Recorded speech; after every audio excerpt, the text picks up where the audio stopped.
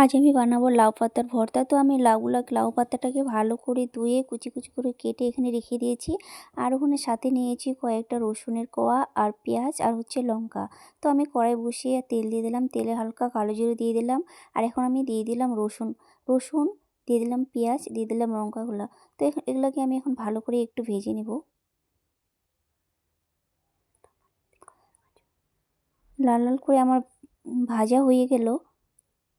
এখন আমি দিয়ে দিব লাউয়ের পাতাগুলো। তো আমি দিয়ে দিলাম লাউয়ের পাতাগুলো এখানে। এগুলোকে এখন আরেকটু ভালো করে নেড়ে চেড়ে নেব। দিয়ে দিলাম স্বাদ মতো লবণ। আবারও একটু ভালো করে নেড়ে চেড়ে ভেজে নেব। তো আমার এখনো ভাজা হয়ে গেছে, এখন আমি তুলে নেব।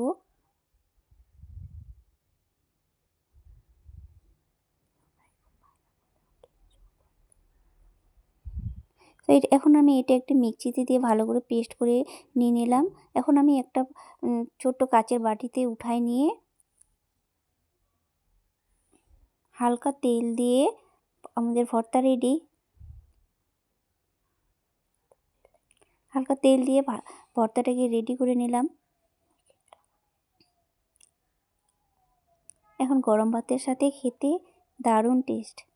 তো তোমরা এভাবে বানাবে।